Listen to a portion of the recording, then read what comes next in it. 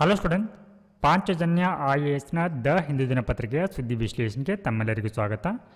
ಈ ಒಂದು ಸಂಚಿಕೆಯಲ್ಲಿ ನಾವು ದಿನಾಂಕ 20 ನವೆಂಬರ್ 2024 ದ ಹಿಂದೂ ದಿನಪತ್ರಿಕೆಯ ಸುದ್ದಿ ವಿಶ್ಲೇಷಣೆಯನ್ನು ಮಾಡಲಿದ್ದೀವಿ. ಸೊ ಈ ಒಂದು ಸಂಚಿಕೆಯಲ್ಲಿ ನಾವು ಡಿಸ್ಕಸ್ ಮಾಡಲಿರುವಂಥ ಟಾಪಿಕ್ಸ್ಗಳ ಬಗ್ಗೆ ನೋಡೋಣ. So first one is how India could counter CBAM ಅಂತ ಇದೆ. ಸೊ ಈ ಒಂದು ಟಾಪಿಕ್ GS ಪೇಪರ್ 2 ಅಡಿಯಲ್ಲಿ. ಸೊ ಹಿಯರ್ CBAM ಅಂತಂದರೆ ಕಾರ್ಬನ್ ಬಾರ್ಡರ್ ಅಡ್ಜಸ್ಟ್ಮೆಂಟ್ ಮೆಕ್ಯಾನಿಸಮ್ ಅಂತ. ಸೊ ಇದು GS ಪೇಪರ್ 2 ಅಡಿಯಲ್ಲಿ ಇಂಟರ್ನ್ಯಾಷನಲ್ ರಿಲೇಷನಲ್ಲಿ ಇಂಪಾರ್ಟೆಂಟ್ ಆಗುತ್ತೆ. And the second one is a consistent response Delhi's air pollution. So ಇದು ದೆಹಲಿಯಲ್ಲಿ ಆಗ್ತಾ ಇರುವಂಥ ವಾಯು ಮಾಲಿನ್ಯದ ಕುರಿತಾಗಿರುವಂಥ ಟಾಪಿಕ್ ಆಗಿದೆ. ಸೊ ಇದು GS ಪೇಪರ್ 3 ಅಡಿಯಲ್ಲಿ ಎನ್ವಿರಾನ್ಮೆಂಟ್ನಲ್ಲಿ ಇಂಪಾರ್ಟೆಂಟ್ ಆಗುತ್ತೆ. And the third one is Putin signs new Russian nuclear doctrine. So ಇಲ್ಲಿ ರಷ್ಯಾದ ಪ್ರಧಾನಮಂತ್ರಿ ಪುಟಿನ್ ಅವರು ರಷ್ಯಾದ ಹೊಸ ಒಂದು ಪರಮಾಣು ಸಿದ್ಧಾಂತಕ್ಕೆ ಸಹಿಯನ್ನು ಹಾಕಿದ್ದಾರೆ.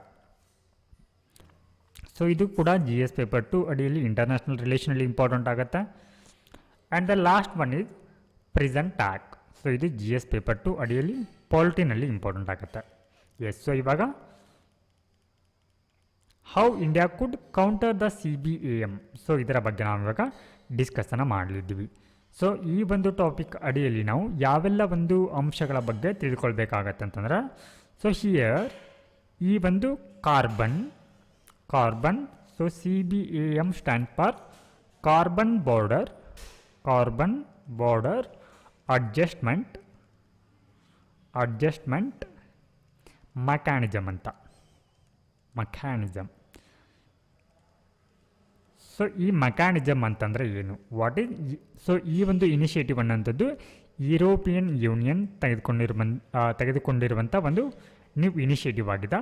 ಸೊ ಈ ಕಾರ್ಬನ್ ಬಾರ್ಡರ್ ಅಡ್ಜಸ್ಟ್ಮೆಂಟ್ ಮೆಕ್ಯಾನಿಸಮ್ ಅಂತಂದರೆ ಏನು ಅನ್ನುವಂಥ ಅಂಶವನ್ನು, ಹಾಗೆ second one is so what is carbon leakage ಅಂತಂದರೆ ಏನು ಅನ್ನುವಂಥ ಒಂದು ಟರ್ಮಿನಾಲಜಿ ಬಗ್ಗೆ ನಾವಿಲ್ಲಿ ತಿಳಿದುಕೊಳ್ಳಲಿದ್ದೀವಿ. ಕಾರ್ಬನ್ ಲೀಕೇಜ್ ಅಂತಂದರೆ ಏನು. So next one, what are the India's main concern regarding CBAM. So ಇಲ್ಲಿ ಈ CBAMಗೆ ಸಂಬಂಧಪಟ್ಟಂತೆ ಭಾರತದ ಕನ್ಸರ್ನ್ ಏನು ಅನ್ನುವಂಥದ್ದು.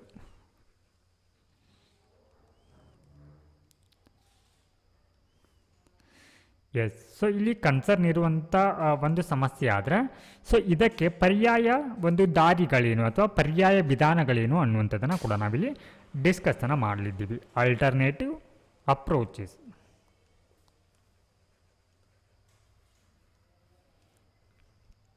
ಎಸ್, ಸೊ ಇವಾಗ ಈ ಎಲ್ಲ ಅಂಶಗಳನ್ನ ನಾವು ಒನ್ ಬೈ ಒನ್ ನೋಡ್ತಾ ಹೋಗೋಣ. ಎಸ್, ಸೊ ಈ ಒಂದು ಆರ್ಟಿಕಲ್ನ ಕಂಟೆಕ್ಟ್ ಏನು ಅನ್ನೋಂಥದ್ದನ್ನು ನೋಡೋಣ. The article critically examine the European unions carbon border adjustment mechanism and it's implication for developing Nations, particularly India, highlighting concern about protectionism in climate action. So ಇಲ್ಲಿ ಇತ್ತೀಚೆಗೆ ಏನು European union ಅವರು ಈ carbon border adjustment ಮೆಕ್ಯಾನಿಸಮ್ನ ಜಾರಿಗೆ ತಂದಿದ್ದಾರೆ. So ಈ ಒಂದು ಮೆಕ್ಯಾನಿಸಮ್ನಿಂದ ಈ ಅಭಿವೃದ್ಧಿಶೀಲ ರಾಷ್ಟ್ರಗಳ ಮೇಲೆ ಆಗ್ತಾ ಇರುವಂಥ ಪರಿಣಾಮಗಳನ್ನ ಸೊ ಇದರಲ್ಲಿ ಎಕ್ಸಾಮೈನ್ನ ಮಾಡಿದ್ದಾರೆ. ಓಕೆ, ಹಾಗೆ ಇದರ ಬಗ್ಗೆ ಕನ್ಸರ್ನ್ ಏನು ಅನ್ನೋದನ್ನು ಕೂಡ ಈ ಒಂದು ಆರ್ಟಿಕಲಲ್ಲಿ ಡಿಸ್ಕಸ್ಸನ್ನು ಕೂಡ ಮಾಡಿದ್ದಾರೆ. ಎಸ್, ಸೊ ಇವಾಗ ಫಸ್ಟ್ ಒನ್, ಇವಾಗ what is European unions carbon border adjustment mechanism. ಹಾಗಿದ್ರೆ ಈ ಕಾರ್ಬನ್ ಬಾರ್ಡರ್ ಅಡ್ಜಸ್ಟ್ಮೆಂಟ್ ಮೆಕ್ಯಾನಿಸಮ್ ಅಂತಂದರೆ ಏನು ಅಂತದನ್ನು ಅರ್ಥ ಮಾಡ್ಕೊಳ್ಳೋಣ. So here CBAM would impose a carbon tax on imports of goods created using non green or environmentally unsustainable technologies will be implemented by European Union starting in its definitive page on 1st January 2026. So ಅಂದರೆ ಇವಾಗ ಈ environmentally unsustainable technology ಅಂದರೆ ಪರಿಸರಕ್ಕೆ ಏನು ಸುಸ್ಥಿರವಲ್ಲದಂಥ ತಂತ್ರಜ್ಞಾನಗಳಿಂದ ಉತ್ಪಾದನೆಯಾಗಿರುವಂಥ ಸರಕುಗಳ ಮೇಲೆ ಏನು ಮಾಡ್ತಾ ಇದ್ದಾರೆ ಅಂತಂದರೆ ಇಲ್ಲಿ ಕಾರ್ಬನ್ ಟ್ಯಾಕ್ಸನ್ನು ವಿಧಿಸುವಂಥ ಒಂದು ಯೋಜನೆ ಇದಾಗಿದೆ. ಸೊ ಈ ಒಂದು ಇನಿಷಿಯೇಟಿವ್ ಅನ್ನೋಂಥದ್ದು 2026 ಜನವರಿಯ ಒಂದು ವರ್ಷದಲ್ಲಿ ಈ ಒಂದು ಅವಧಿಯಲ್ಲಿ ಏನಾಗಲಿದೆ ಅಂತಂದರೆ ಇದು ಜಾರಿಗೆ ಬರಲಿದೆ. ಹಾಗೆ it is a policy instrument to put a fair price on the carbon emitted during the production of carbon intensive good. ಅಂದರೆ ಏನು ಈ ಕಾರ್ಬನ್ ತೀವ್ರ ಒಂದು ಸರಕುಗಳಂತ ಬರುತ್ತೆ, ಅಂದರೆ ಇವುಗಳನ್ನು ಉತ್ಪಾದನೆ ಮಾಡುವಂಥ ಸಂದರ್ಭದಲ್ಲಿ ಈ ಇಂಡಸ್ಟ್ರಿಗಳು ಏನು ಮಾಡುತ್ತೆ, ಹೆಚ್ಚಿನ ಪ್ರಮಾಣದ ಒಂದು ಕಾರ್ಬನ್ನ ಎಮಿಷನ್ನ ಮಾಡುತ್ತೆ. ಸೊ ಇವುಗಳ ಮೇಲೆ ವಿಧಿಸುವಂತಹ ಒಂದು ತೆರಿಗೆಯಾಗಿದೆ ಇದು.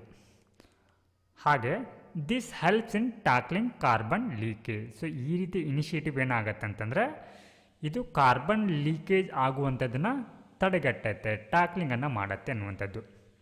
ಹಾಗೆ ಈ ಒಂದು ಇನಿಷಿಯೇಟಿವ್ ಏನಿದೆ CBAM ಅನ್ನುವಂಥದ್ದು ಇದು compatible with WTO rules. So ಇಲ್ಲಿ WTOನ ನಿಯಮಗಳಿಗೆ ಕೂಡ ಇದೇನಾಗುತ್ತೆ, ಹೊಂದಿಕೆಯಾಗತ್ತೆ ಅಂತ. ಹಾಗೆ developing countries including India have opposed CBAM calling it discriminatory as it will ramp up prices of their goods entering into Europe. So ಇಲ್ಲಿ ಭಾರತ ಈ ಒಂದು ನೀತಿಯನ್ನು ಇಲ್ಲಿ ಅಪೋಜನ ಮಾಡಿದೆ, ಅಂದರೆ ವಿರೋಧವನ್ನು ಮಾಡಿದ. ಹಾಗೆ ಇದನ್ನು ಒಂದು ರೀತಿಯ ಡಿಸ್ಕ್ರಿಮಿನೇಟರಿ ಅಂದರೆ ತಾರತಮ್ಯ ನೀತಿ ಅಂತ ಹೇಳಿ ಕೂಡ ಇಲ್ಲಿ ಕರೆದಿದ್ದಾರೆ. ಯಾಕೆ ತಾರತಮ್ಯ ಅಂತಂದರೆ ಸೊ ಇಲ್ಲಿ ಭಾರತದ ಸರಕುಗಳು ಕೂಡ ಯುರೋಪಿಯನ್ ಯೂನಿಯನ್ಗೆ ಪ್ರವೇಶವನ್ನು ಪಡೆಯುತ್ತೆ. ಸೊ ಈ ರೀತಿಯ ಟ್ಯಾಕ್ಸನ್ನು ಹಾಕುವುದರಿಂದ ಏನಾಗುತ್ತೆ, ಭಾರತೀಯ ಸರಕುಗಳಿಗೆ ಇದು ಒಂದು ರೀತಿ ತಡೆಯನ್ನು ಒಡ್ಡಿದ ಹಾಗೆ ಆಗುತ್ತೆ ಅನ್ನುವಂಥ ಕನ್ಸರ್ನ ಇಲ್ಲಿ ಭಾರತ ರೈಸ್ ಮಾಡಿರುವಂಥದ್ದು. ಹಾಗಿದ್ರೆ ಯಾಕೆ ಈ ಕನ್ಸರ್ನ ರೈಸ್ ಆಗಿದೆ ಅಂತಂದರೆ European Union is India third largest trading partner. India export over 15% of its total goods export to European Union. So ಅಂದರೆ ಭಾರತ ಯುರೋಪಿಯನ್ ಯೂನಿಯನ್ನ 3ನೇ ಅತಿ ದೊಡ್ಡ ವ್ಯಾಪಾರ ಪಾಲುದಾರ ರಾಷ್ಟ್ರ ಆಗಿದೆ. ಸೊ ಹೀಗಾಗಿ ತನ್ನ ಉತ್ಪಾದನೆಯ ಸರಕುಗಳಲ್ಲಿ ಅಥವಾ ರಫ್ತು ಮಾಡುವಂಥ ಒಟ್ಟಾರೆ ಸರಕುಗಳಲ್ಲಿ 15%ನಷ್ಟು ಈ ಯುರೋಪಿಯನ್ ಯೂನಿಯನ್ಗೆ ರಫ್ತನ್ನು ಮಾಡುತ್ತೆ. ಸೊ ಹೀಗಾಗಿ ಏನಾಗುತ್ತೆ, ಇದು ಸಾಮಾನ್ಯವಾಗಿ ಕಳವಳಕ್ಕೆ ಕಾರಣವಾಗತ್ತೆ. ಹಾಗಿದ್ರೆ ಇವಾಗ ಇಲ್ಲಿ ಒಂದು ಟರ್ಮಿನಾಲಜಿಯನ್ನು ಯೂಸ್ ಮಾಡಿದರು, ಟ್ಯಾಕ್ಲಿಂಗ್ ದ ಕಾರ್ಬನ್ ಲೀಕೇಜಸ್ ಅಂತ. ಅಂದರೆ ಈ ಒಂದು ಕಾರ್ಬನ್ ಇಂಟೆನ್ಸಿವ್ ಗೂಡ್ಸ್ ಮೇಲೆ ತೆರಿಗೆಯನ್ನು ವಿಧಿಸುವಂತಹ ಕ್ರಮ ಏನಿದೆ, ಸೊ ಇದು ಏನು ಟ್ಯಾಕಲ್ ಮಾಡುತ್ತೆ, ಕಾರ್ಬನ್ ಲೀಕೇಜನ್ನು ಟ್ಯಾಕಲ್ ಮಾಡುತ್ತೆ ಅಂತ ಹೇಳಿ. ಹಾಗಿದ್ರೆ ಇಲ್ಲಿ ಕಾರ್ಬನ್ ಲೀಕೇಜ್ ಅಂತ ಅಂದರೆ ಏನು ಅಂತ ಅರ್ಥ ಮಾಡ್ಕೊಳ್ಳೋಣ. So carbon leakage refers to the scenario where efforts to reduce emissions in one country lead to increase in emission in another country. Yes, so ಇವಾಗ ಕಂಟ್ರಿ 1 ಆ್ಯಂಡ್ ಕಂಟ್ರಿ 2 ಇದೆ ಅಂತ ಅಂದ್ಕೊಳ್ಳೋಣ. ಸೊ ಇಲ್ಲಿ ಕಂಟ್ರಿ 1ನಲ್ಲಿ ಈ ಎಮಿಷನ್ ಕಡಿಮೆ ಮಾಡಲಿಕ್ಕೆ ಹಲವಾರು ಒಂದು ಪ್ರಯತ್ನಗಳನ್ನ ಮಾಡಲಾಗತ್ತೆ. So ಈ ಪ್ರಯತ್ನದ ಭಾಗವಾಗಿ ಇಲ್ಲಿ ಎಮಿಷನ್ ಏನೋ ಕಡಿಮೆ ಆಗುತ್ತೆ. ಆದರೆ ಸೊ ಇನ್ನು ಅನದರ್ ಕಂಟ್ರಿಗಳಲ್ಲಿ ಈ ಪ್ರಯತ್ನದ ಭಾಗವಾಗಿ ಏನಾಗುತ್ತೆ, ಇಲ್ಲಿ ಎಮಿಷನ್ ಅನ್ನುವಂಥದ್ದು ಜಾಸ್ತಿ ಆಗುತ್ತೆ. ಯಾಕೆ ಈ ರೀತಿಯ ಎಮಿಷನ್ ಅನ್ನುವಂಥದ್ದು ಬೇರೆ ಕಂಟ್ರಿಗಳಲ್ಲಿ ಇದು ಪರಿಣಾಮವನ್ನು ಬೀರುತ್ತೆ ಅಂತಂದರೆ, so this typically happens when a country strict climate policies like high carbon taxes or emission caps postures businesses to relocate their production to country with lenient environmental regulation. ಅಂದರೆ ಸೊ ಇವಾಗ country 1ನಲ್ಲಿ ಏನು ಮಾಡಲಾಗತ್ತೆ, ಈ ಪೊಲ್ಯೂಷನ್ನ ಅಥವಾ ಈ ಎಮಿಷನ್ನ ಕಡಿಮೆ ಮಾಡಲಿಕ್ಕೆ ಅಲ್ಲಿ ಹೆಚ್ಚಿನ ಒಂದು ನಿಬಂಧನೆಗಳನ್ನ ಹಾಕಲಾಗುತ್ತೆ. ಕಾರ್ಬನ್ ಟ್ಯಾಕ್ಸ್ ಆಗಿರ್ಬೋದು ಅಥವಾ ಎಮಿಷನ್ ಕ್ಯಾಪ್ಸ್ ಅಂತಂದ್ರೆ, ಸೊ ಇವೇನು ಮಾಡುತ್ತೆ, ಇಲ್ಲಿ ಈ ಕಂಟ್ರಿ 1ನಲ್ಲಿ ಯಾವುದೇ ಒಂದು ಇಂಡಸ್ಟ್ರಿಗಳು ಲೊಕೇಟ್ ಆಗಲಿಕ್ಕೆ ಇಷ್ಟವನ್ನು ಪಡೋದಿಲ್ಲ. ಸೊ ಹೀಗಾಗಿ ಅವುಗಳೇನು ಮಾಡುತ್ತೆ, ಕಡಿಮೆ ನಿಯಂತ್ರಣವಿರುವಂಥ ಇನ್ನೊಂದು ಕಂಟ್ರಿಗೆ, ಕಂಟ್ರಿ 2ಗೆ ಶಿಫ್ಟ್ ಆಗುತ್ತೆ. ಸೊ ಹೀಗಾಗಿ ಕಂಟ್ರಿ 2ನಲ್ಲಿ ಏನಾಗುತ್ತೆ, ಎಮಿಷನ್ ಲೆವೆಲ್ ಜಾಸ್ತಿ ಆಗುತ್ತೆ. ಸೊ ಇದನ್ನು ನಾವೇನಂತ ಕರಿತೀವಿ, ಕಾರ್ಬನ್ ಲೀಕೇಜ್ ಅಂತ ಕರಿತೀವಿ.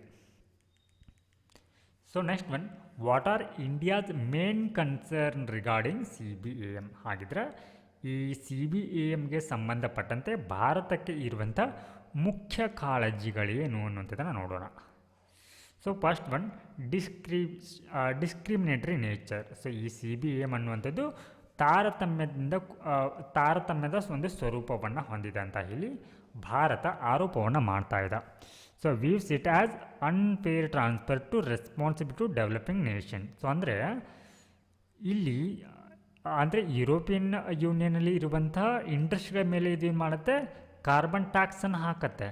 ಓಕೆ, ಸೊ ಈ ಕಾರ್ಬನ್ ಟ್ಯಾಕ್ಸ್ ಅಲ್ಲಿರುವಂಥ ಇಂಡಸ್ಟ್ರಿಗಳ ಮೇಲೆ ಹಾಕೋದ್ರಿಂದ ಆ ಕಂಪ್ನಿಗಳು ಏನಾಗುತ್ತೆ, ಈ ಭಾರತದ ಅಥವಾ ಈ ಡೆವಲಪಿಂಗ್ ನೇಷನ್ಗಳತ್ತ ಅವು ಮುಖ ಮಾಡುತ್ತೆ. ಸೊ ಹೀಗಾಗಿ ಅದರ ಹೊಣೆಗಾರಿಕೆ ಏನಾಗುತ್ತೆ ಅಂತಂದರೆ, ಅಥವಾ ಹೆಚ್ಚಿನ ಒಂದು ಕಾರ್ಬನ್ ಎಮಿಷನ್ ಅನ್ನುವಂಥದ್ದು ಈ ಡೆವಲಪಿಂಗ್ ಕಂಟ್ರಿಗಳ ಮೇಲೆ ಆಗುತ್ತೆ ಅನ್ನುವಂಥ ಕಳವಳವನ್ನು ಭಾರತ ಇಲ್ಲಿ ವ್ಯಕ್ತಪಡಿಸ್ತಾ ಇದೆ. ಹಾಗೆ trade risk poses significant risk to India's international trade with European Union. So ಈ ರೀತಿ ಕಾರ್ಬನ್ ಟ್ಯಾಕ್ಸನ್ನು ಹಾಕೋದ್ರಿಂದ ಭಾರತದ ಉತ್ಪನ್ನಗಳು ಏನಾಗುತ್ತೆ, ಈ ಯುರೋಪಿಯನ್ ಯೂನಿಯನ್ನ ಪ್ರವೇಶಿಸಲಿಕ್ಕೆ ಇಲ್ಲಿ ಕಷ್ಟ ಸಾಧ್ಯವಾಗುತ್ತೆ. ಹಾಗೆ ರೆವೆನ್ಯೂ ಶೇರಿಂಗ್ ಅಂದರೆ ಈ ಏನು CBMನಿಂದ ಜನರೇಟ್ ಆಗಿರುವಂಥ ಆದಾಯ ಏನಿರುತ್ತೆ ಇದನ್ನು ಎಲ್ಲ ದೇಶಗಳಿಗೂ ಕೂಡ ಸಮಾನವಾಗಿ ಹಂಚಿಕೊಳ್ಳೋದಿಲ್ಲ. ಹಾಗೆ ಅಡಾಪ್ಟೇಷನ್ ಟೈಮ್, ಸೊ ಅಂದರೆ ಏನು ಇವಾಗ ತ್ವರಿತಗತಿಯಲ್ಲಿ ಏನು ನಿರ್ಧಾರವನ್ನು ತೆಗೆದುಕೊಂಡಿದೆ, ಸೊ ಇದಕ್ಕೆ ಸರಿಯಾದ ಒಂದು ಕಾಲಮಿತಿಯನ್ನು ಕೂಡ ಇಲ್ಲಿ ಯುರೋಪಿಯನ್ ಯೂನಿಯನ್ ಇಲ್ಲಿ ನೀಡಿಲ್ಲ. ಹಾಗೆ ಇಕ್ವಿಟಿ ಇಶ್ಯೂಸ್ ಬರುತ್ತೆ. ಅಂದರೆ ನೆಕ್ಸ್ಟ್ ಒಂದು ಲೀಡರ್ಶಿಪ್ ಚಾಲೆಂಜಸ್, ಅಂದರೆ ಇವಾಗ ಏನು ಮಾಡ್ತಾಯಿದೆ ಅಂತಂದರೆ ಯುರೋಪಿಯನ್ ಯೂನಿಯನ್ ತನ್ನನ್ನು ತಾನು ಕ್ಲೈಮೇಟ್ ಲೀಡರ್ ಅಂತ ಹೇಳಿ, ಅಂದರೆ ಇಲ್ಲಿ ಕ್ಲೈಮೇಟ್ ಫೈನಾನ್ಸ್ ಕಮಿಟ್ಮೆಂಟನ್ನು ಫುಲ್ಫಿಲ್ ಮಾಡದೇ ಇದ್ದರೂ ಕೂಡ ತನ್ನನ್ನು ತಾನು ಒಂದು ಕ್ಲೈಮೇಟ್ ಲೀಡರ್ ಅಂತ ಹೇಳಿ ಕರೆದುಕೊಳ್ತಾ ಇದೆ. ಹಾಗೆ production accounting issues with current emission accounting principle, ಅಂದರೆ ಏನು ಇವಾಗ ಕಾರ್ಬನ್ ಎಮಿಷನ್ ಮಾಡ್ತಾ ಇರುವಂಥ ಕಂಟ್ರಿಗಳು ಅದನ್ನು ಹೊಣೆಗಾರಿಕೆಯನ್ನು ಹೊತ್ಕೊಳ್ತಾ ಇಲ್ಲ. ಸೊ ಈ ರೀತಿಯ ಒಂದು ಕನ್ಸರ್ನ್ ಅನ್ನೋಂಥದ್ದು ಭಾರತ ಇಲ್ಲಿ ರೈಸನ್ನು ಮಾಡಿರುವಂಥದ್ದು. So next one, what alternative approaches are suggested. So ಈ CBMಗೆ ಬದಲಾಗಿ ಏನು ಪರ್ಯಾಯ ಮಾರ್ಗಗಳು ಅಥವಾ ವಿಧಾನಗಳಿದೆ ಅನ್ನುವಂಥದ್ದನ್ನು ನೋಡೋಣ. So first one, equity based accounting proposes alternative system considering developmental differences. So ಇದಕ್ಕೆ ಪರ್ಯಾಯವಾಗಿ ಏನು ಒಂದು ಇಕ್ವಿಟಿ ಬೇಸ್ಡ್ ಅಕೌಂಟಿಂಗನ್ನು ತರಬೇಕಂತ ಹೇಳಿ ಇಲ್ಲಿ ಪ್ರಪೋಸನ್ನು ಮಾಡಲಾಗ್ತಾ ಇದೆ. ಹಾಗೆ ರೆವೆನ್ಯೂ ಡಿಸ್ಟ್ರಿಬ್ಯೂಷನ್, ಸೊ ಈ ಒಂದು CBIನಿಂದ ಗಳಿಸಲಾಗಿರುವಂಥ ಆದಾಯವನ್ನು ಕೂಡ ಇಲ್ಲಿ ಈಕ್ವಲ್ ಆಗಿ, ಅಂದರೆ ಈ ಡೆವಲಪಿಂಗ್ ಕಂಟ್ರಿಗೂ ಕೂಡ ಶೇರನ್ನು ಮಾಡಬೇಕಂತ ಹೇಳಿ ಇಲ್ಲಿ ಪ್ರಪೋಸನ್ನು ಅಥವಾ ಸಜೆಷನ್ ಮಾಡಲಾಗ್ತಾ ಇದೆ. ಹಾಗೆ coordinated response calls for unified stand from developing world. ಈ ಅಭಿವೃದ್ಧಿಶೀಲ ಕೂಡ ಏನು ಮಾಡಬೇಕಾಗಿದೆ ಅಂತಂದರೆ ಒಂದು ಒಮ್ಮತದ ನಿಲುವಿಗೆ ಬರಬೇಕಂತ ಹೇಳಿ ಇಲ್ಲಿ ಸಲಹೆಯನ್ನು ನೀಡಲಾಗ್ತಾ ಇದೆ. ಹಾಗೆ ಫೇರ್ ಟೈಮ್ ಲೈನ್, ಸೊ ಏನು ಈ CBM ಮೆಥಡ್ ಏನಿದೆ ಅಥವಾ ಈ ಒಂದು ಮೆಕ್ಯಾನಿಸಮ್ ಇದೆ, ಸೊ ಇದನ್ನು ಅಳವಡಿಸಿಕೊಳ್ಳಲಿಕ್ಕೆ ಇನ್ನಷ್ಟು ಕಾಲಾವಧಿಯನ್ನು ಕೊಡಬೇಕಂತ ಕೂಡ ಇಲ್ಲಿ ಸಲಹೆಯನ್ನು ನೀಡಲಾಗ್ತಾ ಇದೆ. So next topic is, so ಈ ಒಂದು ಟಾಪಿಕ್ ಡೆಲ್ಲಿಯಲ್ಲಿ ಆಗ್ತಾ ಇರುವಂಥ ವಾಯು ಮಾಲಿನ್ಯದ ಕುರಿತಾಗಿರುವಂಥ ಟಾಪಿಕ್ ಆಗಿದೆ. ಎಸ್, ಸೊ ಏನಿದು ಕಾಂಟೆಕ್ಸ್ಟ್ ಅಂತ ನೋಡೋಣ. So Delhi faces severe air pollution crisis with high air quality index reaching hazardous level, highlighting the failure of existing measures and need for immediate serious response. So ದೆಹಲಿಯಲ್ಲಿ ಇತ್ತೀಚೆಗೆ ಏನಾಗಿದೆ ಅಂತಂದರೆ ವಾಯು ಗುಣಮಟ್ಟ ಸೂಚ್ಯಂಕ ಅನ್ನುವಂಥದ್ದು ಅಪಾಯಕಾರಿ ಮಟ್ಟವನ್ನು ತಲುಪಿದೆ. ಸೊ ಈ ಹಿನ್ನೆಲೆಯಲ್ಲಿ ಈ ಅಪಾಯಕಾರಿ ಮಟ್ಟ ಅನ್ನುವಂಥದ್ದು ಏನು ಅಂತಂದರೆ ಈ ಒಂದು ವಾಯು ಮಾಲಿನ್ಯವನ್ನು ತಡೆಗಟ್ಟುವಂಥ ಇದರಲ್ಲಿ ಅದು ವಿಫಲವಾಗಿದೆ. ಈ ಸದ್ಯದ ಮಟ್ಟಿಗೆ ಏನು ಇದಕ್ಕೆ ಯಾವ ರೀತಿಯ ಒಂದು ಸೀರಿಯಸ್ ರೆಸ್ಪಾನ್ಸ್ನ ತತ್ಕ್ಷಣದಲ್ಲಿ ತೆಗೆದುಕೊಳ್ಳಬೇಕು ಅನ್ನುವಂಥದ್ದು ಸೊ ಸದ್ಯದ ಒಂದು ಪರಿಸ್ಥಿತಿ ಆಗಿದೆ. ಎಸ್, ಸೊ ಇಲ್ಲಿ official measurements reported and average air quality index of 488. So ಅಲ್ಲಿನ ಸ್ಥಳೀಯ ಒಂದು ಅಥವಾ ಅಧಿಕೃತ ಒಂದು ಅಳತೆಗಳ ಪ್ರಕಾರ ಅಲ್ಲಿನ ಒಂದು ವಾಯು ಗುಣಮಟ್ಟ ಸೂಚ್ಯಂಕ ಅನ್ನುವಂಥದ್ದು 488 ತೋರಿಸ್ತಾ ಇದ್ರೆ, ಸೊ ಇಲ್ಲಿ ಕೆಲವೊಂದು ಪ್ರೈವೇಟ್ ಸ್ಟೇಷನ್ ಅನ್ನುವಂಥದ್ದು ಅಲ್ಲಿನ ಏರ್ ಕ್ವಾಲಿಟಿ ಇಂಡೆಕ್ಸನ್ನು 1000 ಅಂತ ತೋರಿಸ್ತಾ ಇದೆ. ಸೊ ಇಲ್ಲಿ ಏನಂತಂದರೆ ಇದರ ಎರಡರ ನಡುವೆ ಇಲ್ಲಿ ವ್ಯತ್ಯಾಸ ಅನ್ನುವಂಥದ್ದು ಕಂಡು ಬರ್ತಾ ಇದೆ. ಹಾಗಿದ್ರೆ what is the contribution of stubble burning to air pollution in Delhi and NCR region. So ಅಂದರೆ ಯಾವ ಅಂಶಗಳು ಓಕೆ ಅಂದರೆ ಈ ಸ್ಟಬಲ್ ಬರ್ನಿಂಗ್ ಅಂದರೆ ಇದನ್ನು ನಾವು ಕನ್ನಡದಲ್ಲಿ ಕೂಳೆ ದಹನ ಅಂತ ಕರಿತೀವಿ, ಕೂಳೆ ದಹನ. ಸೊ ಇದು ಎಷ್ಟರ ಪ್ರಮಾಣದಲ್ಲಿ ಈ ಡೆಹಲಿ ಮತ್ತು ಈ NCR ರೀಜನಲ್ಲಿ ಏರ್ ಪೊಲ್ಯೂಷನ್ಗೆ ಕೊಡುಗೆಯನ್ನು ನೀಡ್ತಾ ಇದೆ ಅನ್ನುವಂಥದ್ದು. So stubble burning refers to a traditional practice of farmers burning the remnants of paddy stalks after harvesting. So ಇಲ್ಲಿ ಕೂಳೆ ದಹನ ಅಂತಂದರೆ ಏನಾಗುತ್ತೆ ಅಂತಾರೆ, ಸೊ ಇಲ್ಲಿ ಭತ್ತದ ಪೈರಿರುತ್ತೆ. ಸೊ ಈ ಭತ್ತದ ಪೈರನ್ನು ಓಕೆ, ಸೊ ಈ ಭತ್ತವನ್ನು ಕಟ್ ಮಾಡಿದ ನಂತರ ಮೇಲಿಂದ ಏನು ಪಾರ್ಟ್ ಏನು ಕಟ್ ಮಾಡ್ತಾರೆ, ಸೊ ನೆಕ್ಸ್ಟ್ ಈ ಪಾರ್ಟ್ ಏನು ಉಳಿಯುತ್ತೆ ಅದನ್ನು ಸ್ಟಾಕ್ ಅಂತ ಕರಿತೀವಿ. ಸೊ ಈ ಸ್ಟಾಕನ್ನು ಏನು ಮಾಡ್ತಾರೆ ಅಂತಂದರೆ ಸಾಮಾನ್ಯವಾಗಿ ಅದನ್ನು ಕಟಾವ್ ಆದ ನಂತರ ಏನು ಮಾಡ್ತಾರೆ, ಇದನ್ನು ಬರ್ನ್ ಮಾಡ್ತಾರೆ, ದಹನವನ್ನು ಮಾಡ್ತಾರೆ. ಸೊ ಈ ದಹನ ಮಾಡುವಂಥದ್ದು ಏನಾಗ್ತಾ ಇದೆ ಅಂತಂದರೆ ಈ ದೆಹಲಿ ಮತ್ತು ಈ NCR ಸುತ್ತಮುತ್ತಲಿನ ಪ್ರದೇಶಗಳಲ್ಲಿ ವಾಯು ಮಾಲಿನ್ಯ ಆಗಲಿಕ್ಕೆ ಕಾರಣವಾಗ್ತಾ ಇದೆ. So this method is often the quickest way. So ಇದು ಅಲ್ಲಿನ ಒಂದು ಭೂಮಿಯನ್ನು ಅಂದರೆ ಕ್ಲೀನ್ ಆಗಲಿಕ್ಕೆ ಇದು ಒಂದು ಏನಂತಂದರೆ ಒಂದು ಕ್ವಿಕ್ಕೆಸ್ಟ್ ವೇ ಆಗಿದೆ, ಸುಲಭ ಮಾರ್ಗವೂ ಕೂಡ ಆಗಿದೆ. ಯಾಕಂತಂದರೆ farmer in Punjab, Haryana have narrow window of October-November to clear their fields and sow wheat for the winter. So ಅಂದರೆ ಏನಾಗುತ್ತೆ, ಈ ಅಕ್ಟೋಬರ್ ಮತ್ತು ನವಂಬರ್ನಲ್ಲಿ ಇದನ್ನು ಕಟಾವು ಮಾಡ್ತಾರೆ. ಓಕೆ, ಸೊ ಕಟಾವು ಮಾಡಿದ ನಂತರ ಮತ್ತೆ ಇವಾಗ ಈ ರಾಬಿ ಸೀಸನ್ ಏನು ಬರುತ್ತೆ ಅಥವಾ ಈ ಹಿಂಗಾರು ಸೀಸನ್ ಏನು ಬರುತ್ತೆ ಅಲ್ಲಿಗೆ ಮತ್ತೆ ಭೂಮಿನ ಸಿದ್ಧಗೊಳಿಸಬೇಕು. ಸೊ ಈ ಸಿದ್ಧಗೊಳಿಸ್ಬೇಕಂತಂದರೆ ಅಥವಾ ರೆಡಿ ಮಾಡಬೇಕಂತಂದರೆ ಭೂಮಿಯನ್ನು ಕ್ಲಿಯರ್ ಮಾಡಬೇಕು. ಸೊ ಹೀಗಾಗಿ ಅವರಿಗೆ ಈಸಿಯೆಸ್ಟ್ ವೇ ಯಾವುದಾಗಿರುತ್ತೆ ಅದನ್ನು ಬರ್ನ್ ಮಾಡುವಂಥದ್ದು. ಸೊ ಹೀಗಾಗಿ ಈ ಒಂದು ಮಾರ್ಗವನ್ನು ಅಂದರೆ ದಹನ ಮಾಡುವಂಥ ಮಾರ್ಗವನ್ನು ಅವರು ಆಯ್ದುಕೊಳ್ತಾರೆ. ಹಾಗೆ also the rising labour cost. So ಇಲ್ಲಿ ಕೂಲಿ ಕಾರ್ಮಿಕರ ವೆಚ್ಚವು ಕೂಡ ಹೆಚ್ಚಾಗ್ತಾ ಇದೆ. ಸೊ ಇದನ್ನು ನಿರ್ಮೂಲನೆಯನ್ನು ಮಾಡಬೇಕಂತಂದ್ರೆ ಅಥವಾ ಇದನ್ನು ತೆಗೆದು ಹಾಕಬೇಕಂತಂದ್ರೆ ಏನಾಗುತ್ತೆ, ಸೊ ಕೂಲಿ ಕಾರ್ಮಿಕರ ವೆಚ್ಚ ಅನ್ನೋಂಥದ್ದು ಹೆಚ್ಚಾಗಿರುತ್ತೆ. ಸೊ ಹೀಗಾಗಿ ಅದನ್ನು ಈಸಿಯಾಗಿ ಅವ್ರು ಏನು ಮಾಡ್ತಾರೆ ಅಂತಂದರೆ ಬರ್ನನ್ನು ಮಾಡ್ತಾರೆ. ಹಾಗೆ studies have found that from mid-October to the end November 2022, the role of stubble burning to air quality in Delhi was in the range of 22 to 35%. So ಅಂದರೆ ಈ ಒಂದು ಅವಧಿಯಲ್ಲಿ ಏನಾಗುತ್ತೆ, ಅಕ್ಟೋಬರ್ ಟು ನವಂಬರ್ ಇದನ್ನು ಹಾರ್ವೆಸ್ಟ್ ಮಾಡಲಾಗತ್ತೆ.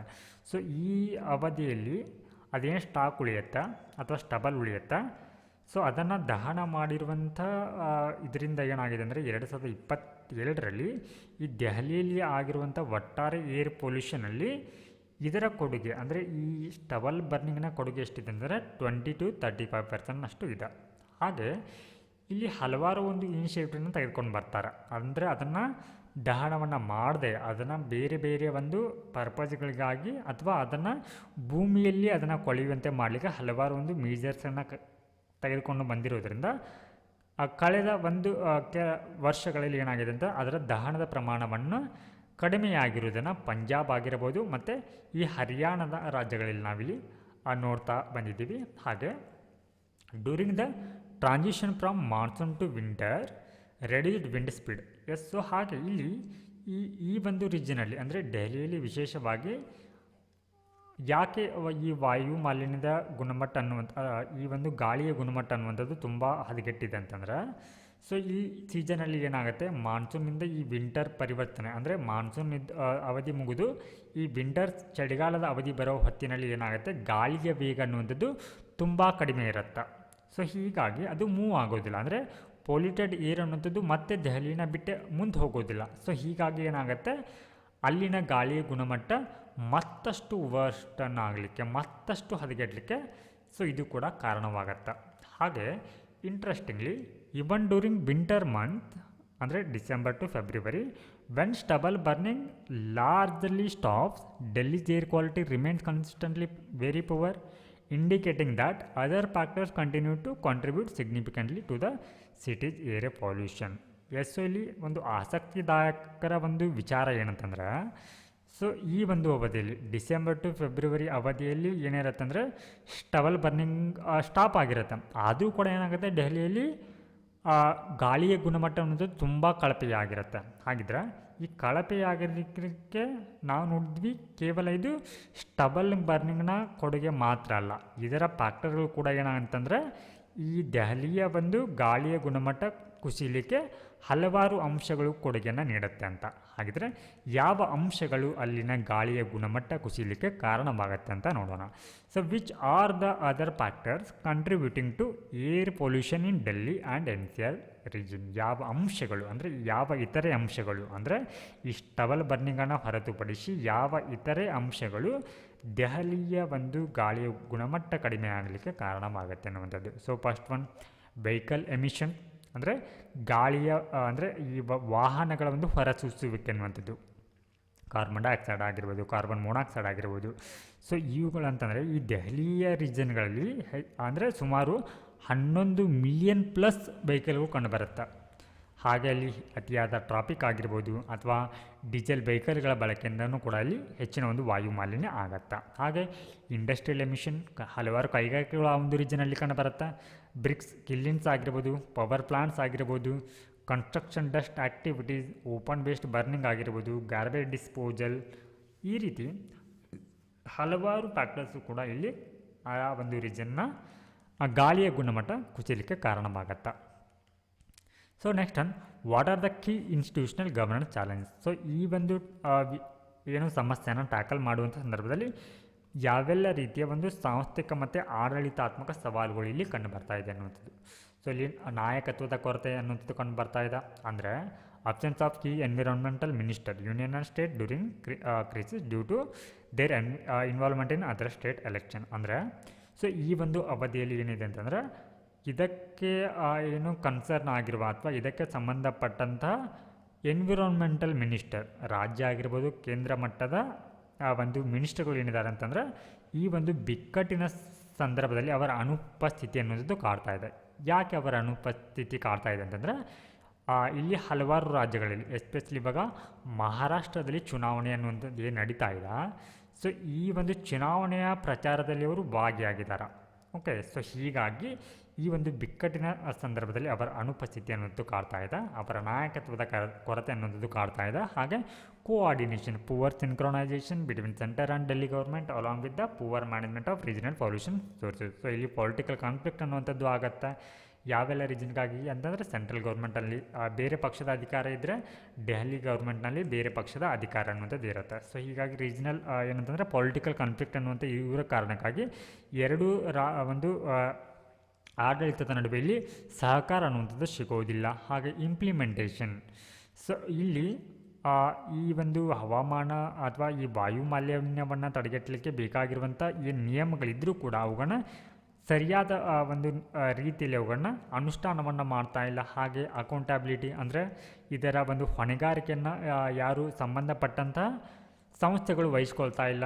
ಹಾಗೆ communication ಅಂದರೆ inadequate public outreach during crisis period. So ಈ ಒಂದು ಬಿಕ್ಕಟ್ಟಿನ ಸಂದರ್ಭದಲ್ಲಿ ಅವರಿಗೆ ಸರಿಯಾದ ಒಂದು ಪ್ರತಿಕ್ರಿಯೆ ಆಗಿರ್ಬೋದು ಅಥವಾ ಸಂವಹನವನ್ನು ಇವರು ನೀಡ್ತಾ ಇಲ್ಲ.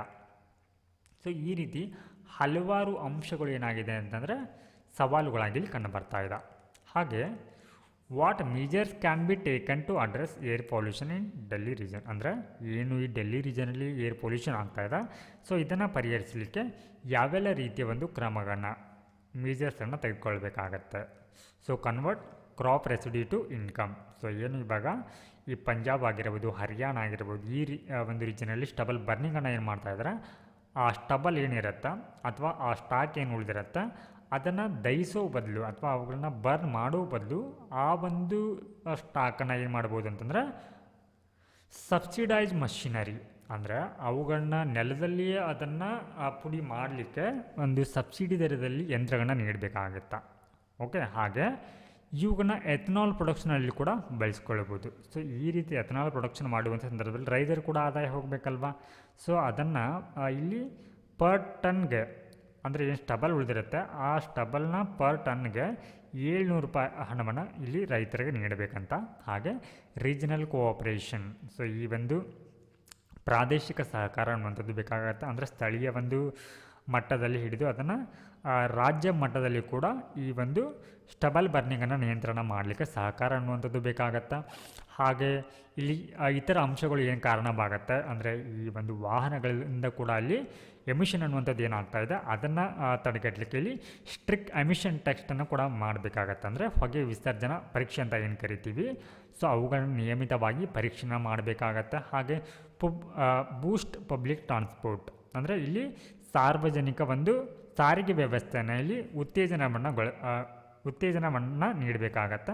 ಸೊ ಅಂದರೆ ಇಲ್ಲಿ ಟಾರ್ಗೆಟ್ ಏನೇನು ಹಾಕ್ಕೊಂಡಿದೆ ಅಂತಂದ್ರೆ ಅಲ್ಲಿನ ಒಂದು Delhi government target 80% public transport usage by 2030, ಅಂದರೆ 2030 ವೇಳೆಗೆ 80% ಸಾರ್ವಜನಿಕ ಒಂದು ಸಾರಿಗೆ ವ್ಯವಸ್ಥೆಯನ್ನು ಬಳಸಬೇಕಂತ ಹೇಳಿ, ಹಾಗೆ 4000 ಈ ಬಸ್ಸಸ್ಗಳನ್ನು ಕೂಡ ಇಲ್ಲಿ ಆ್ಯಡ್ ಮಾಡಬೇಕಂತ ಹೇಳಿ ಗುರಿಯನ್ನು ಹಾಕ್ಕೊಂಡಿದ್ದ. ಹಾಗೆ ಇದರೊಟ್ಟಿಗೆ ಇಲೆಕ್ಟ್ರಿಕಲ್ ವೆಹಿಕಲ್ಗಳನ್ನು ಕೂಡ ಇಲ್ಲಿ ಪ್ರಮೋಟನ್ನು ಮಾಡಬೇಕಾಗತ್ತೆ. ನಾವು let us move on to the next topic, Putin signs new Russian nuclear doctrine. Yes, so ಇಲ್ಲಿ ರಷ್ಯಾದ ಅಧ್ಯಕ್ಷ ಪುಟಿನ್ ಅವರು ಒಂದು ಹೊಸ ಪರಮಾಣು ಸಿದ್ಧಾಂತಕ್ಕೆ ಸಹಿಯನ್ನು ಹಾಕಿದ್ದಾರೆ. ಸೊ ಈ ಹಿನ್ನೆಲೆಯಲ್ಲಿ ಏನಿದು ಅಂತ ಅರ್ಥ ಮಾಡ್ಕೋಣ. So president Vladimir Putin has signed revised nuclear doctrine declaring that any conventional attack on Russia supported by a nuclear power will be seen as a joint attack. So ಇಲ್ಲಿ ಇತ್ತೀಚೆಗೆ ಏನು ಮಾಡಿದ್ರು ಅಂತಂದರೆ ಈ ಅಮೇರಿಕಾದ ಅಧ್ಯಕ್ಷ ಜೋ ಬೈಡೆನ್ ಅವರು ಇಲ್ಲಿ ಉಕ್ರೇನ್ಗೆ ಸಪೋರ್ಟನ್ನು ನೀಡ್ತಾರೆ. ಸೊ ಓಕೆ, ಸೊ ಈ ಹಿನ್ನೆಲೆಯಲ್ಲಿ ಏನಂತಂದರೆ ಇದಕ್ಕೆ ಪ್ರತಿಕ್ರಿಯೆಯಾಗಿ ಅಂದರೆ ಇವಾಗ ಏನು ರಷ್ಯಾದ ಮೇಲೆ ಯಾರಾದರೂ ದಾಳಿಯನ್ನು ಮಾಡಬೇಕಂತಂದ್ರೆ ಸೊ ಇಲ್ಲಿ ಅದಕ್ಕೆ ಪ್ರತೀಕಾರವಾಗಿ ರಷ್ಯಾದವರು ಏನು ಮಾಡ್ತಾರೆ, ಇಲ್ಲಿ ಪರಮಾಣು ದಾಳಿಯನ್ನು ಮಾಡಬೇಕಾಗತ್ತೆ ಅನ್ನುವಂಥ ಒಂದು ಎಚ್ಚರಿಕೆಯನ್ನು, ನ್ಯೂಕ್ಲಿಯರ್ ರೆಸ್ಪಾನ್ಸನ್ನು ಸೊ ರಷ್ಯಾದ ಈ ಅಧ್ಯಕ್ಷರು ಏನು ನೀಡಿದ್ದಾರೆ, ಈ ಒಂದು ಎಚ್ಚರಿಕೆಯನ್ನು ಅವ್ರಿಗೆ ನೀಡಿದ್ದಾರೆ. So nuclear strategy shift with the updated doctrine Russia is signaling a more aggressive nuclear posture which could deter Western nations from further military support to Ukraine, pairing a nuclear response. ಅಂದರೆ so ಏನು ಈ ಬೆಂಬಲವನ್ನು ನೀಡ್ತಾ ಇದೆ ಈ western ಕಂಟ್ರಿಗಳು ಉಕ್ರೇನ್ಗೆ, so ಇದೇನು ಮಾಡಿದೆ ಅಂತಂದರೆ ಇವಾಗ ಹೆಚ್ಚಿನ ಒಂದು ಅಗ್ರೆಸಿವ್ ಆಕ್ರಮಣಕಾರಿಯಾಗಿರುವಂಥ ಒಂದು ಪರಮಾಣು ಒಂದು ಏನು ಭಯವನ್ನು ಈ ವೆಸ್ಟರ್ನ್ ಕಂಟ್ರಿಗಳಲ್ಲಿ ರಷ್ಯಾ ಈಗ ಮೂಡಿಸ್ತಾ ಇರುವಂಥದ್ದು. ಹಾಗೆ ambiguity in threat. The vague language regarding what constitutes a critical threat allows Russia to justify nuclear response broadly, which could destabilize regional security dynamics. So ಈ ರೀತಿಯ ಒಂದು ಏನು ಬೆದರಿಕೆ ಅನ್ನುವಂಥದ್ದು ಏನಾಗುತ್ತೆ, ತನ್ನ ಪ್ರಾದೇಶಿಕ ಒಂದು ಭದ್ರತೆಗೆ ಏನು ಮಾಡುತ್ತೆ, ಒಂದು ರೀತಿ ಅಪಾಯವನ್ನು ತಂದುಕೊಳ್ಳುತ್ತೆ. ಹಾಗೆ increased NATO pressure by categorizing NATO involvement as a collective aggression, Russia is further isolating the alliance and framing its military action as defensive, potentially rallying domestic support. So ಇಲ್ಲಿ ಏನಾಗುತ್ತೆ, ನ್ಯಾಟೋ ಅಂತಂದರೆ ಇವಾಗ ಏನು ಈ ಅಮೇರಿಕಾದ ಮಿತ್ರ ಪಡೆಗಳೇನು ಬರುತ್ತೆ ಅವುಗಳಿಗೆ ಸಪೋರ್ಟಿವಾಗಿ ಏನು ಮಾಡ್ತಾ ಇದೆ ಅಂತಂದರೆ ಎಲ್ಲ ದೇಶಗಳು ಅಂದರೆ ರಷ್ಯಾದ ವಿರುದ್ಧವು ಮುಗಿಬೀಳಲಿಕ್ಕೆ ಕಾರಣವಾಗತ್ತೆ ಈ ರೀತಿಯ ಒಂದು ರಷ್ಯಾದ ನಡೆ ಎನ್ನುವಂಥದ್ದು. ಹಾಗೆ public messaging, the timing of the doctrine's announcement serves as the strategic message to both domestic and international audience about Russia's resolve and readiness to protect its sovereignty. So ರಷ್ಯಾದ ಈ ಒಂದು ನೀತಿ ಏನಿದೆ, ಸೊ ಇದು ಸಾರ್ವಜನಿಕವಾಗಿ ಯಾವ ರೀತಿ ಒಂದು ಸಂದೇಶವನ್ನು ನೀಡುತ್ತೆ ಅಂತಂದರೆ, ಇದು ರಷ್ಯಾ ತನ್ನ ಒಂದು ನಾಗರಿಕರ ಸುರಕ್ಷತೆಗಾಗಿ ಯಾವ ಹಂತಕ್ಕಾದರೂ ಅದು ಇಳಿಯುತ್ತೆ ಅನ್ನುವಂತಹ ಒಂದು ಸಂದೇಶವನ್ನು ರವಾನೆಯನ್ನು ಮಾಡುತ್ತೆ. ಹಾಗೆ long range strike dynamics allowing Ukraine to target deeper Russian territory could provoke reaction increasing the likelihood to of miscalculation of the conflict. So ಇಲ್ಲಿ ಉಕ್ರೇನ್ಗೆ ಏನು ಮಾಡಿದೆ, US ಕೂಡ ಇಲ್ಲಿ ಸಪೋರ್ಟನ್ನು ಮಾಡ್ತಾ ಇದೆ. ಈ ರೀತಿಯ ಒಂದು ಬೆಂಬಲ ಅನ್ನುವಂಥದ್ದು ರಷ್ಯಾ ಏನಂತಂದರೆ ಇನ್ನಷ್ಟು ಪ್ರವೋಕ್ ಆಗಲಿಕ್ಕೆ ಏನಾಗುತ್ತೆ, ಒಂದು ದಾರಿಯನ್ನು ಮಾಡಿಕೊಳ್ಳುತ್ತೆ ಅಂತ ಸೊ ನಾವಿಲ್ಲಿ ನೋಡ್ಬೋದು. ಸೊ ನಾವು let us move on to the next topic. Yes, so ಈ ಒಂದು ಟಾಪಿಕ್ ಇವಾಗ ಪ್ರಿಸನ್ ರಿಫಾರ್ಮ್ ಬಗ್ಗೆ ಇರುವಂಥದ್ದು. Prison reform. So recently the Supreme Court's Center for Research and Planning has released a report advocating for the use of electronic tracking devices for under trial prisons in India. So ಭಾರತದಲ್ಲಿ ಈ under trial ಅಂದರೆ ವಿಚಾರಣಾಧೀನ ಕೈದಿಗಳಂತ ಏನು ಕರಿತೀವಿ, so ಇವರ ಚಲನವಲನಗಳನ್ನು ಪತ್ತೆ ಹಚ್ಚಲಿಕ್ಕೆ electronic tracking ಡಿವೈಸ್ಗಳನ್ನು ಬಳಸಬೇಕು ಅಂತ ಹೇಳಿ ಸುಪ್ರೀಂ ಕೋರ್ಟ್ನ centre for research and planning ಅವರು ಸಲಹೆಯನ್ನು ನೀಡಿದ್ದಾರೆ. ಎಸ್, ಸೊ ಈ ಹಿನ್ನೆಲೆ ನಾವು ಈ ಭಾರತದಲ್ಲಿ ಇರುವಂಥ ಅಂಡರ್ ಟ್ರಯಲ್ ಪ್ರಿಸನರ್ಸ್ ವಿಚಾರಣಾಧೀನ ಕೈದಿಗಳ ಬಗ್ಗೆ ತಿಳ್ಕೋಣ. ಹಾಗಿದ್ರೆ ಇಲ್ಲಿ ವಿಚಾರಣಾಧೀನ ಅಥವಾ ಅಂಡರ್ ಟ್ರಯಲ್ ಪ್ರಿಸನರ್ಸ್ ಅಂತಂದರೆ are those who are in judicial custody while awaiting trial. ಅಂದರೆ ಇವರು ಈ ವಿಚಾರಣೆಯನ್ನು ಎದುರಿಸುವಂತಹ ನ್ಯಾಯಾಂಗ ಬಂಧನದಲ್ಲಿರುವಂಥ ಕೈದಿಗಳಾಗಿರ್ತಾರೆ. So despite being presumed innocent until proven guilty. So ಇವರು ತಪ್ಪಿತಸ್ಥರು ಅಂತ ಕರೆಸಿಕೊಳ್ಳುವಂಥ ವರೆಗೆ ಇವನ ಏನಾಗಿರ್ತಾರೆ ಅಂತಂದ್ರು ಇವರು ಮುಗ್ಧರಾಗೇ ಇರ್ತಾರೆ. So many of these individual spend years in prison due to prolonged legal procedures and their inability to afford jail.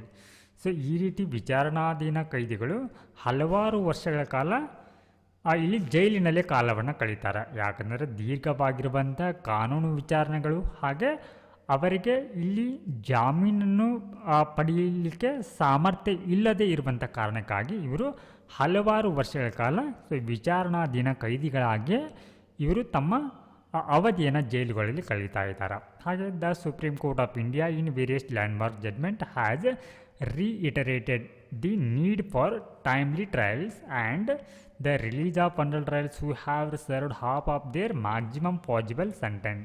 So ಇಲ್ಲಿ ಸುಪ್ರೀಂ ಕೋರ್ಟ್ ತನ್ನ ಹಲವಾರು ಒಂದು ಮಹತ್ವದ ತೀರ್ಪುಗಳಲ್ಲಿ ಏನು ಇಲ್ಲಿ ಆದೇಶವನ್ನು ನೀಡಿತ್ತು ಅಂತಂದರೆ ಟೈಮ್ಲಿ ಟ್ರಯಲ್. ಸೊ ವಿಚಾರಣೆ ಅಂದರೆ ಕಾಲಕ್ಕೆ ಅನುಗುಣವಾಗಿ ವಿಚಾರಣೆಯನ್ನು ಮಾಡಬೇಕಂತ ಕೂಡ ಹೇಳಿದೆ. ಹಾಗೆ ಯಾರು ತಮ್ಮ ಈ ವಿಚಾರಣಾ ಕೈದಿಗಳು ತಮ್ಮ ಗರಿಷ್ಠ ಏನು ಅವಧಿ ಇರುತ್ತೆ ಶಿಕ್ಷೆಯ ಅವಧಿಯ ಅರ್ಧದಷ್ಟು ಏನಾದರೂ ಪೂರ್ಣಗೊಳಿಸಿದರೆ ಅವರನ್ನು ರಿಲೀಸ್ ಮಾಡಬೇಕು ಅಂತ ಕೂಡ ಇಲ್ಲಿ ಸುಪ್ರೀಂ ಕೋರ್ಟ್ ತೀರ್ಪನ್ನು ನೀಡಿರುತ್ತೆ. ಹಾಗೆ section 436A of the code of criminal procedure ಅಂದರೆ ಈ CRPC ಸೆಕ್ಷನ್ 436A ಏನಿದೆ. ಸೊ ಇದೇನು ಮ್ಯಾಂಡೇಟ್ ಮಾಡತ್ತಂತಂದ್ರೆ the release of criminals who have served more than the half of the maximum sentence for their alleged offence. ಅಂದರೆ ಅವ್ರಿಗೇನು ಆರೋಪವನ್ನು ಮಾಡಿರ್ತಾರೆ ಆ ಆರೋಪಕ್ಕೆ ಏನೇ ಗರಿಷ್ಠ ಶಿಕ್ಷೆ ಇರುತ್ತೆ ಅಂತ ಅನ್ಕೊಂಡು 6 ವರ್ಷ ಇರುತ್ತೆ.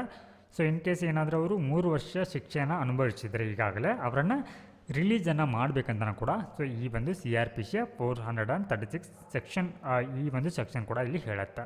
ಸೊ ಜಾಗತಿಕವಾಗಿ ಈ ರೀತಿಯ ಒಂದು ವಿಚಾರಣಾ ಕೈದಿಗಳನ್ನು ರಿಲೀಸ್ ಮಾಡುವುದರ ಕುರಿತು ಬೆಸ್ಟ್ ಒಂದು ಪ್ರಾಕ್ಟೀಸ್ಗಳನ್ನು ನಾವೆಲ್ಲಿ ನೋಡ್ಬೋದು ಅಂತಂದರೆ United States, Canada, United Kingdom, Malaysia, ಆಸ್ಟ್ರೇಲಿಯಾದಂತಲ್ಲಿ ಇಂತಹ ಒಂದು ನೀತಿಯನ್ನು ನಾವಿಲ್ಲಿ ನೋಡ್ಬೋದು.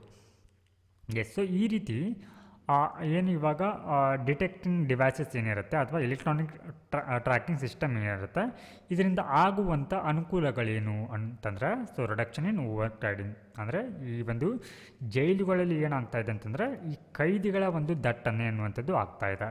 ಸೊ ಈ ದಟ್ಟಣೆಯನ್ನು ತಪ್ಪಿಸಲಿಕ್ಕೆ ಏನು ಮಾಡ್ಬೋದು ಅಂತಂದರೆ ಈ ರೀತಿಯ ಒಂದು ಎಲೆಕ್ಟ್ರಾನಿಕ್ ಟ್ರ್ಯಾಕಿಂಗ್ ಸಿಸ್ಟಮನ್ನು ಬಳಸ್ಬೋದು. ಅಂದರೆ ಇವಾಗ ರಿಲೀಸ್ ಆದ ನಂತರ ಅವರ ಚಲನವಲನಗಳನ್ನ ಪತ್ತೆ ಹಚ್ಚಲಿಕ್ಕೆ ಏನು ಮಾಡ್ತಾರೆ ಅಂತಂದರೆ ಅವರ ಮೇಲೆ ಈ ಎಲೆಕ್ಟ್ರಾನಿಕ್ ಟ್ರ್ಯಾಕಿಂಗ್ ಸಿಸ್ಟಮನ್ನು ಏನು ಮಾಡ್ತಾರೆ ಅಟ್ಯಾಚನ್ನು ಮಾಡ್ತಾರೆ. ಸೊ ಇದು ಜೈಲುಗಳಲ್ಲಿ ಒಂದು ಕೈದಿಗಳ ದಟ್ಟಣೆಯನ್ನು ಕಡಿಮೆ ಮಾಡಲಿಕ್ಕೆ ಸೊ ಇದು ಸಹಕಾರಿಯಾಗುತ್ತೆ. ಹಾಗೆ ಇದು ವೆಚ್ಚ ಪರಿಣಾಮಕಾರಿ ಕೂಡ ಆಗಿದೆ, ಕಾಸ್ಟ್ ಎಫೆಕ್ಟಿವ್ ಆಗಿದೆ.